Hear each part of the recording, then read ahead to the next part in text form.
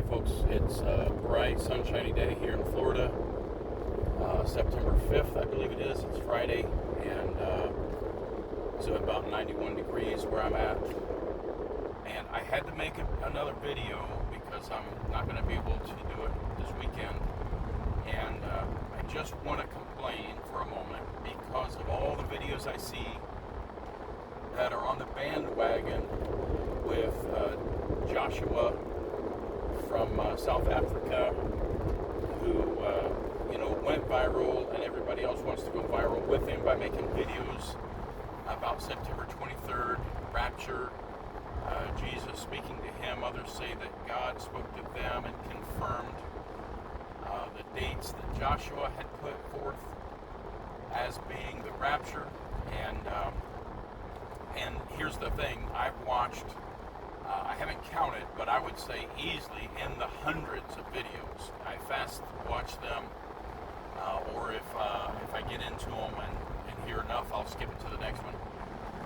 And a great or a growing majority of them are filled with commercials. So the longer they are, the more commercials you have to watch the videos. A lot of them you have to watch a video just to get started. Or I'm sorry, you have to watch a commercial just to get started. And it reminds me of Jesus going to the temple and seeing the money changers and those who are selling sacrifices and making profit by doing so, set up in front of the temple. And what did he do? He overturned their tables. He was indignantly angry. And yet, I see it happening here.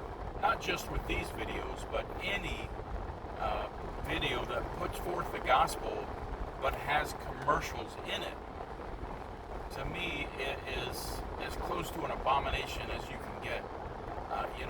Perry Stone, if you know him, he used to put his videos out on often, and he would leave them open for comments. So I started calling him out on being a money changer, because he was either begging for money, or he was hawking books, or there were outside commercials on his videos, every single one of them. So I started calling him out on every single one of them. So he pretty soon must have gotten word and stopped making public comments on his videos. And then he started doing it again, assuming that I would have lost interest. So when he started opened them up for comment again, I made the same comment, that it's making merchandise of the gospel. And of course it hits home, so he took down the ability to comment again. I haven't checked lately because, frankly, there's so many others doing that as well now that I have hardly time.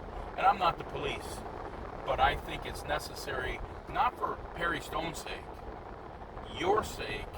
If you're viewing these videos and you're consuming the information, but you're doing it at a cost. In other words, you have to watch a commercial to do it, or you have to listen to somebody asking you for money to do it, then it is tainted, and do not take it for its face value, because they are greedy for filthy lucre, as the Bible says. Another one I watched was another African prophet who was talking about what a good deed he was doing by praying for people but not charging them for it. How can you even answer that? Charging them to pray for them? Apparently this is what he had done all through his ministry until now. Now, instead of praying for them, he's making them do some sort of an act of prayer themselves, or whatever it is. He's making them promote his videos or whatever in payment for praying for them. And he calls himself a prophet of the same God that I serve. I'm sorry, that's not the same God. His God is Molech. So I just wanted to put that out there, that if you're watching videos and you're having to watch commercials while you're doing it, you're not watching gospel, you're watching somebody who is skimming off of God's good name.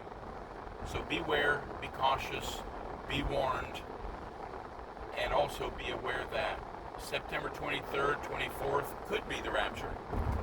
But I'm going to give it about a 99.997% chance of being another day that we're waiting for the Lord.